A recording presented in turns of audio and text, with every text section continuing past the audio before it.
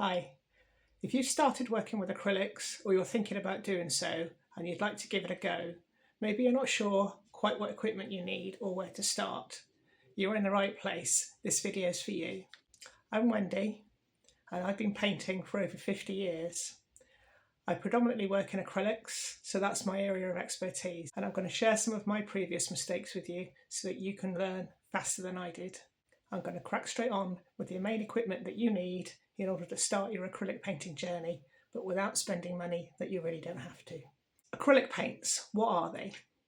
They are basically a kind of plastic polymer, and they are water soluble, which means they are a lot easier to work with than oils in terms of the fact that you don't need any solvents or anything like that other than pure water. They wash out easily from the brushes. You can just use water to dilute the paint, and they are very easy to work with for a beginner. However, they do have some drawbacks as they dry incredibly fast.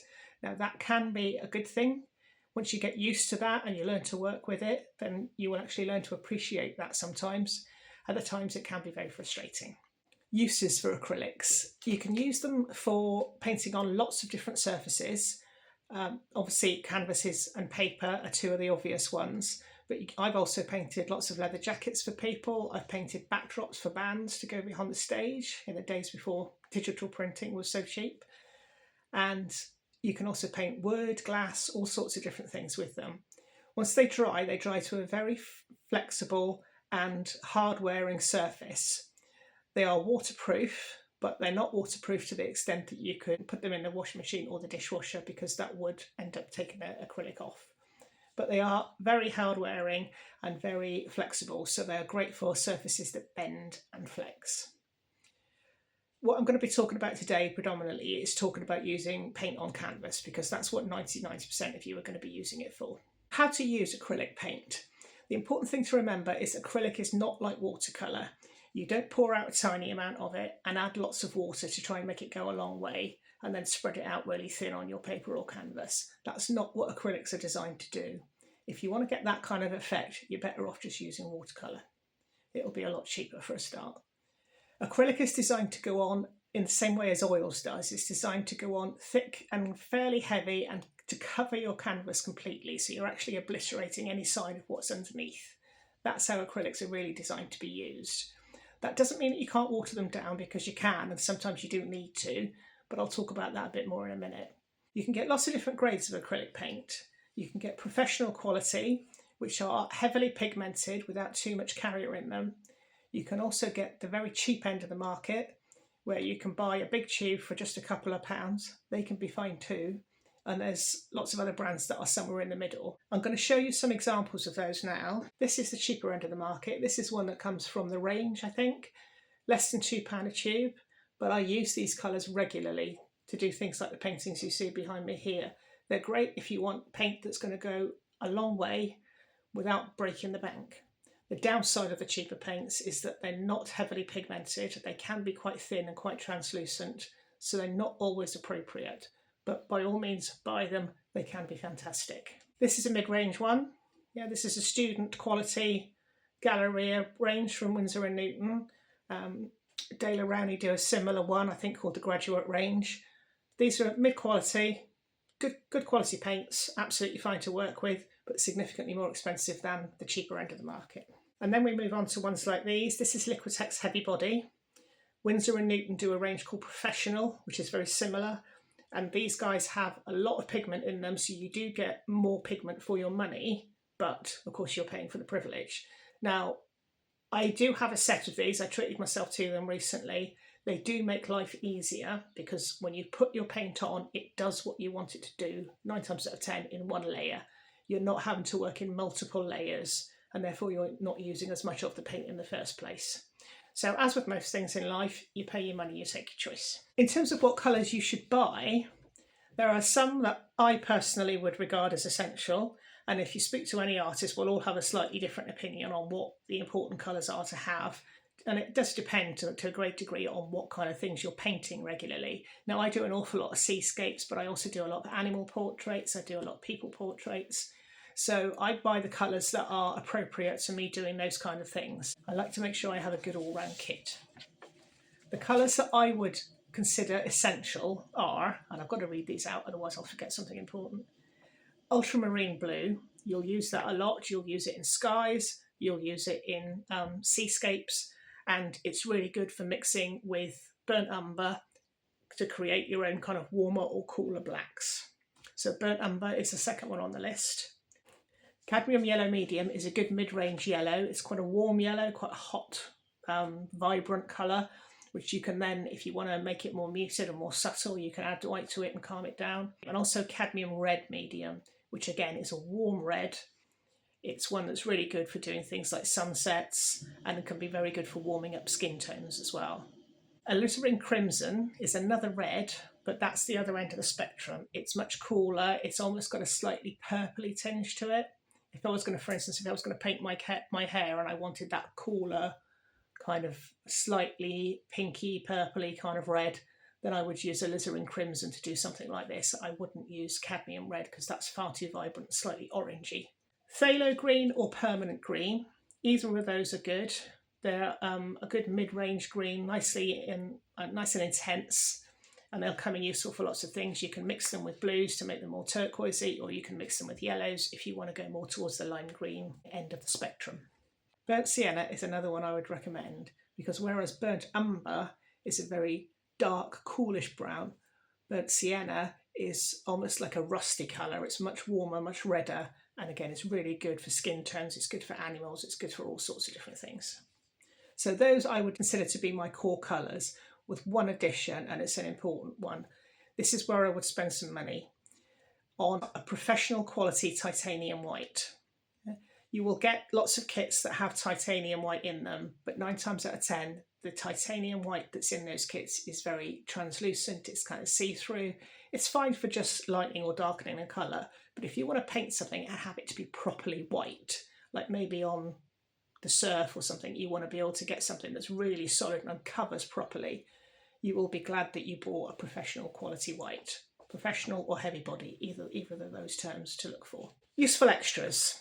There are lots of other colours that I like to have in my kit that I don't use that often, so these are more of the kind of nice to haves. They're not essential by any means, but if you want to add some extras to your kit, I would consider a cadmium orange, a purple, a yellow ochre, a raw umber, which is similar to the burnt umber but slightly different, a cerulean blue, which is a nice kind of sky blue, a cobalt blue, which is a slightly darker, cooler blue, and then quinacridone magenta, which again, for doing something like my hair with the pinky tones, is a really good one to have. So that's all I recommend in terms of paint. When you're buying the sets of paints, please do be careful to try and buy ones that have the proper names for the colours in them. Recently, some of my students have bought ones that have names like primary yellow, primary red, primary blue, and when they mix them together, they don't necessarily get the results they're expecting. And they're saying to me, well, if I mix primary red and primary blue, will I get a nice purple? And I'm like, I don't know, because I don't really know what those colours are. If you said to me, if I mix ultramarine and alizarin crimson, will I get a nice purple? I'd say yes. If you said to me, will you mix ultramarine blue and cadmium red and get a nice purple? I'd say no, you're going to get a mucky brown. Yeah.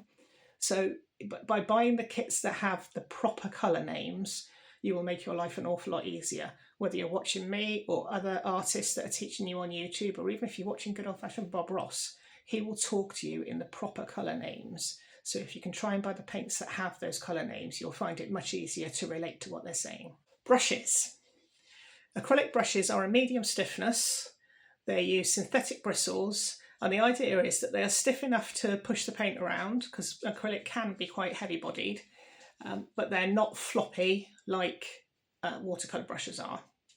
Watercolour brushes tend to be made of natural materials like sable, so they're great for holding lots of water, but if you try to use them with acrylic paint, you'll find that the paint pushes the brush around rather than the brush pushing the paint around. And similarly with oil colour brushes, you can get away with using those sometimes, but they tend to leave quite a lot of texture in the paint, which you may not always want, because they're much stiffer bristles and they leave the bristle marks more obviously.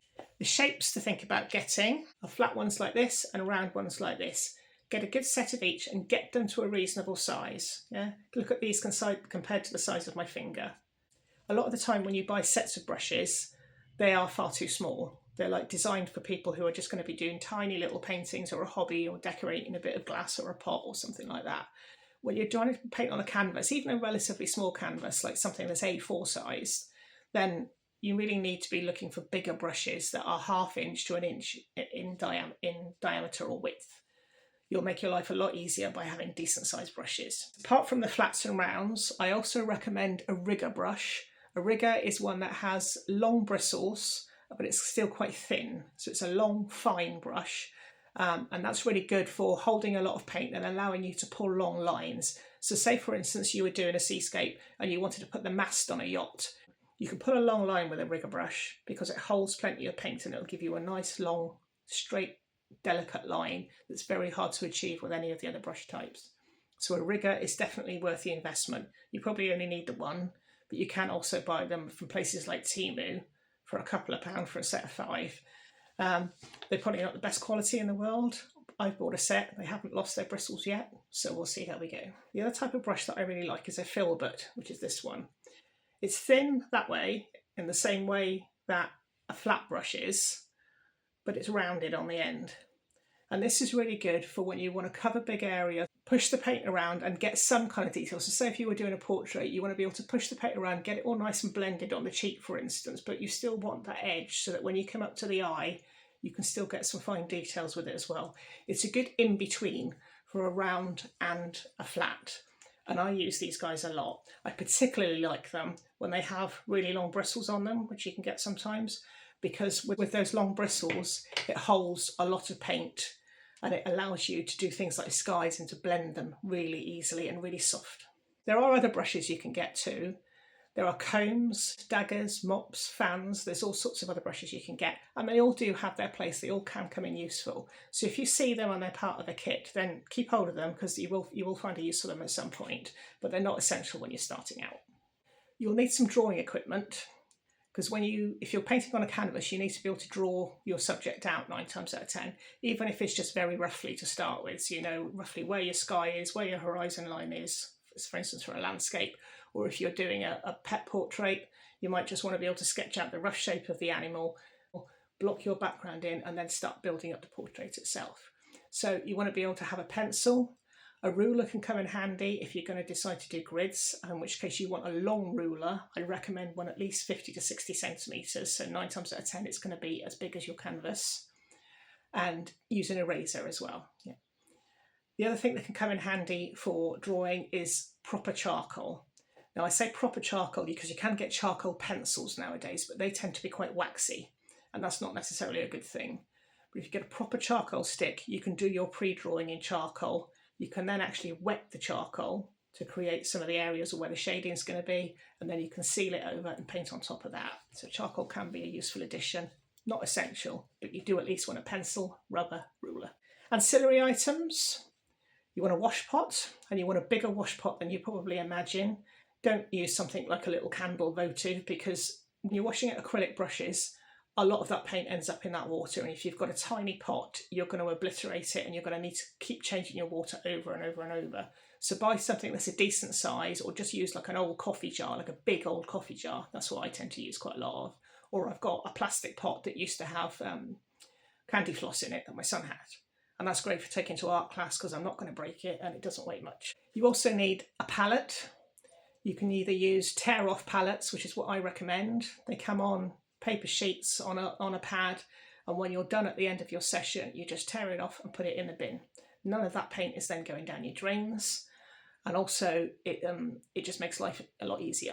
You also need some kitchen roll or rags to be able to dry and clean your brushes as well. The other thing you need, of course, is a surface to paint on, and I recommend either stretched canvases or canvas panels. I do not recommend paper.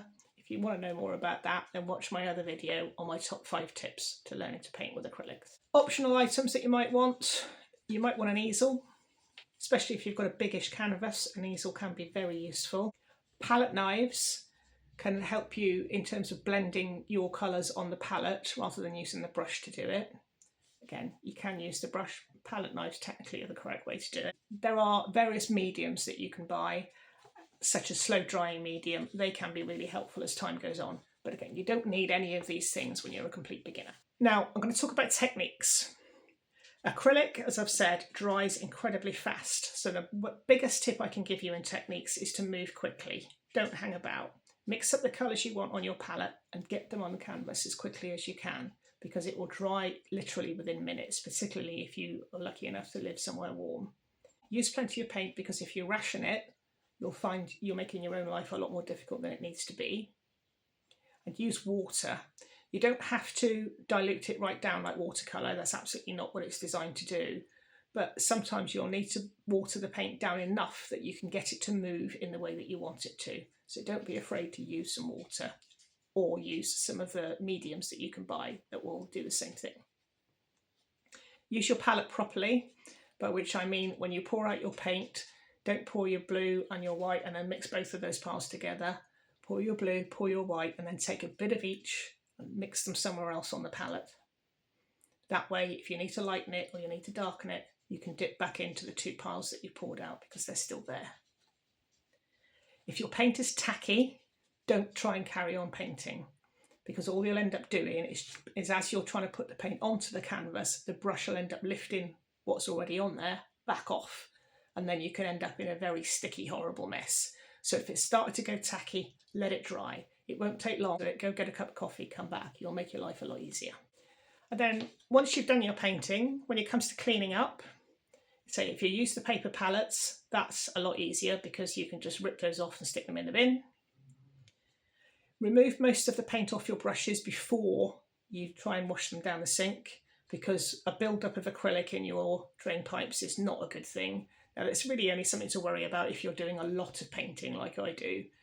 But, you know, your plumber and your other half might not thank you if you eventually clog up your pipes with acrylic paint. Wash the brushes thoroughly. Use hot running water.